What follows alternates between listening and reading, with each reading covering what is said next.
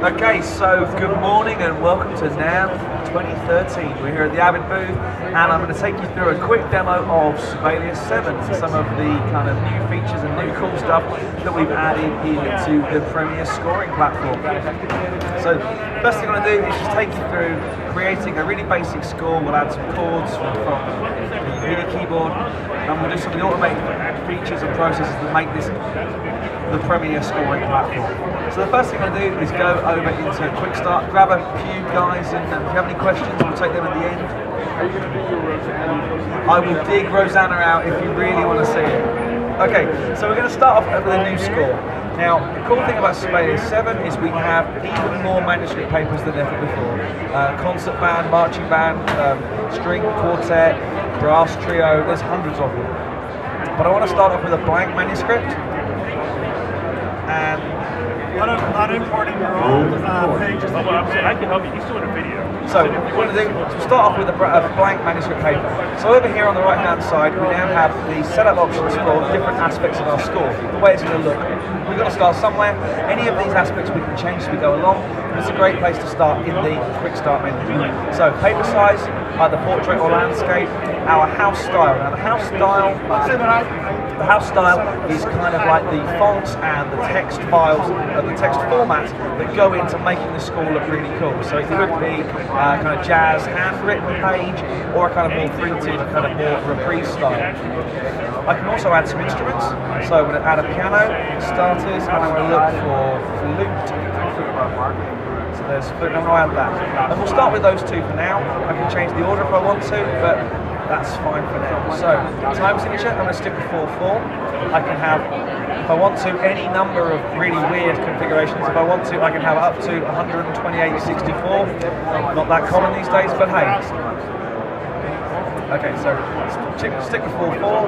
I can add a metronome mark, and I'm going to do that. I'm going to add crotchet equals 100 BPM, which is great. Choose my key signature. And I'm going to choose C minor, and you'll see why later on. And I'm also going to, I'm also going to add the composer and lyricist information as well. So, here we go. So now it's opened up our first area of score. So we can see up here our page. I can zoom right in, I can zoom out. You can see it looks like a piece of manuscript paper, something musicians and arrangers and composers have been using for years. Very, very handy. When you're using hotkeys, please state the hotkey you're using. Command plus, command minus, zoom in and out. Or the other if you're on PC. Okay. So, I'm going to add some notes in. And you can see down here I have the keypad. Now the keypad is a direct representation of the number keypad on an extended QWERTY keyboard. I'm on a Mac laptop, so I haven't got one of those, so I'm going to actually control everything with the mouse. Select my note value. And I'm going to play some keys and add some notes using the QWERTY keyboard. Notes A to G directly represent. Turn it up, play it back. There's my flute part. I can also add notes from the MIDI keyboard. I'm also going to turn up one preference quickly, which is one of my selections, my score position. And it's anything in the center, which is kind of handy when you're editing, not so handy when you're note inputting. So now add some notes in from the MIDI keyboard. Let's undo that, and let's now add some notes in via what we call FlexiTime. Now FlexiTime is our version of kind of real-time recording, if you like. I'm going to bring up my transport control. What was that hotkey? Hit view, and then go to transport control. I'm going to hit record and I'm going to play something in. Hopefully we'll be able to hear the clip. I'm trying to cover as much as I can.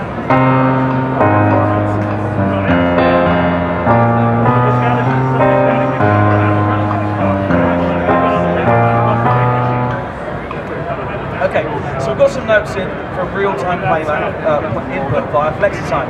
Now, it looks okay, and it will play back and sound exactly what I played in, but it's kind of difficult to read. There's lots of dangling ties and lots of kind of overhanging notes. So what I can do is use one of my first tricks in the note input tab and use renotate performance. How are you selecting all of that? With the note input tab, I just click on renotate performance. How did you make it all blue? Ah, okay.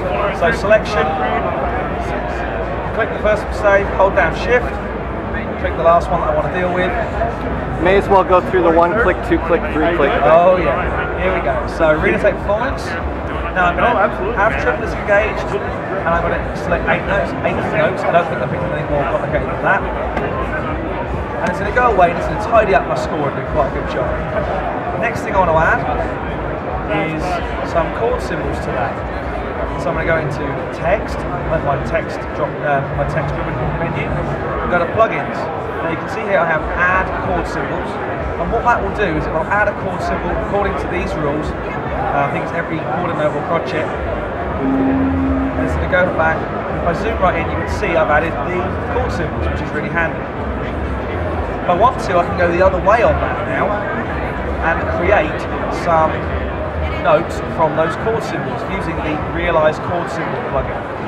So if I want to add a basic guitar part or a basic guitar part in tablature, I can do that, and now I've got a really quick.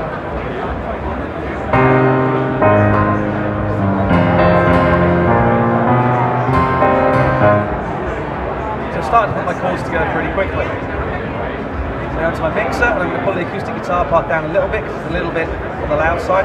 And one of the things we did in Sibelius 7 was made the mixer a lot more fully encompassing, but also a lot more scalable. So you can see I can choose just to see the mixer sliders, or mix it with the pan controls and solo mutes, some of the playback information, and my effects settings if I want to.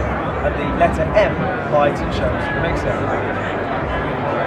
So the next thing I want to do is add some notation into my flute part, and I'm going to do that using the Lexitone record again.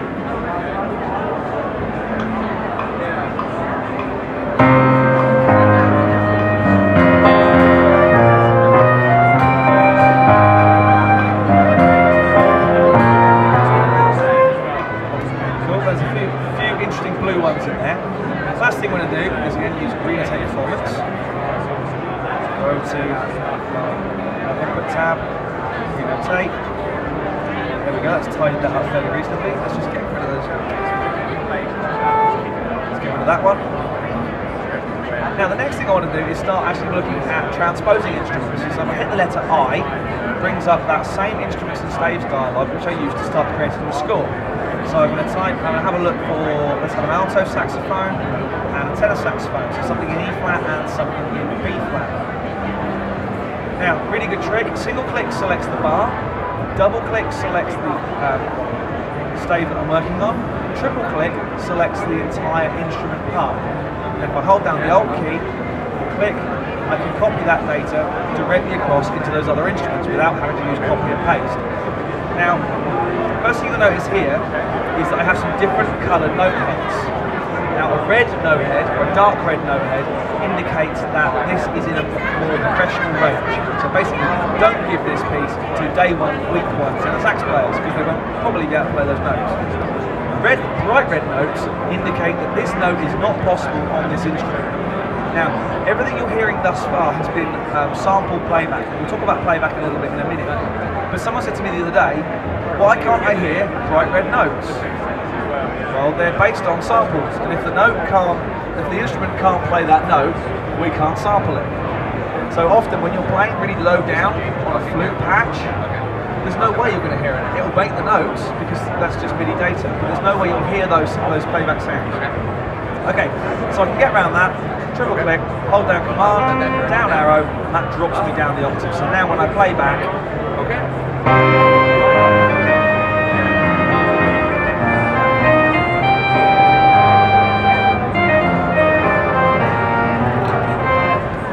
So it's pretty quick. I can now start messing with some harmonies. Triple click all that again. If I hit the up and down arrows, this is probably going to sound a bit iffy because all I'm doing is direct harmonization, but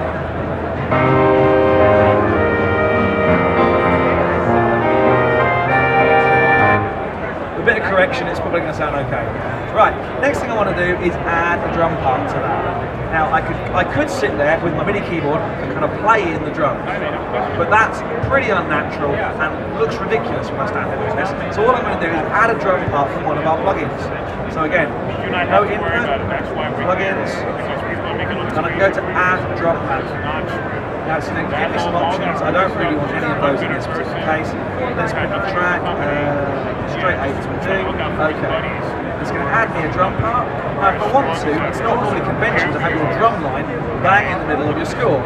So if I hit instruments on stage, I can select drum set, and drop it down to the bottom.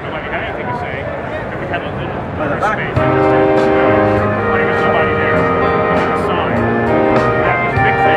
So the next thing we're going to look at is playback.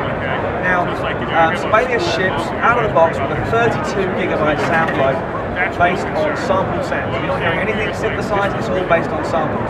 So when I play this track back, you'll hopefully hear really impressive sample playback. This is included in the library. There's no tweaks, you're not hearing an MP3 playing back or anything like that. This is exactly what's coming straight out of Sibelius. So I hit play, here we go.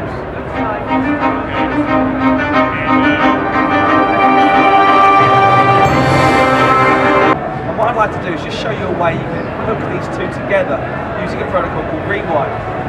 So the first thing I have to do is load Pro Tools. And I'm going to open up a file that uses real instruments and some MIDI stuff. But I want to show you how I can tie the score in so they lock absolutely together. We use this protocol called Rewind. Now what it's going to do for me automatically is because I have a Sibelius instrument installed on one of the tracks, it's going to load up Sibelius for me. I'm going to need to actually go in and manually select the score, but you can see here's my session and it's automatically loading with Sibelius. If I go over into the mixer, you can see here on my first channel, I've called it Sibelius, and I have up here the Sibelius instrument installed, and it's connected to Sibelius proper via Rewind. If I now go over into Sibelius and load up the score that goes along with the session, you can see how these two tie together perfectly via Rewind. So here's the score, over into Pro Tools, and back to the beginning, and I'll play it back. Now what you'll be hearing is not the Sibelius score, you'll be hearing the Pro Tools session, but then we can flick backwards and forwards between the two, and you can see how perfectly locked together they are. So in a real world environment, if you're in a recording session, you have musicians, instead of saying to the engineer, oh can you go back to 1:30, and the musician's saying 1:30, where's that? Actually all you have to do is say, well let's go back to measure 16, measure 18, drop in at bar 20, and it makes it kind of, the communication's a lot easier. So I'm going to play this back and you'll swap between the two so you can see exactly what's going on. Here we go. What goes up must come down. Spinning wheel, got to go round. Talking about your troubles, it's a crying sound. Got a painted pony, let the spinning wheel spin. Now if I want to, I can listen to the Sibelius sounds.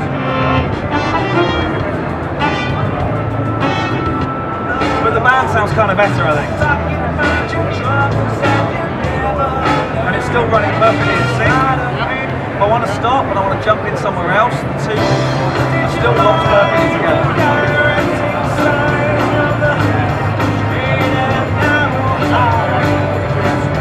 Now of course in this example what I'm using it for is to show the score running alongside. However what you may want to do is you may have your score sounding great with the Sibelius playback, but you might want to record a real vocal along with your score, or you might want to record the lead instrument or something like that, and this is exactly how you would do it. If you haven't got any questions, or if you've got any questions I'll take them now. If you haven't, enjoy the rest of the show and take a look around the rest of the movie. Add some words. Add some words to the score. Add some lyrics, okay. Let's go back to the top of the track here. Let's just bring up transport back to the top. Here we go. So where's my lyric? Here we go. So I'm going to zoom in a little bit using Command plus, and I'm going to hit Command and L to add the lyrics. So what go up, and you'll notice all I have to do is press the space bar and it's knocking me onto the next note. Must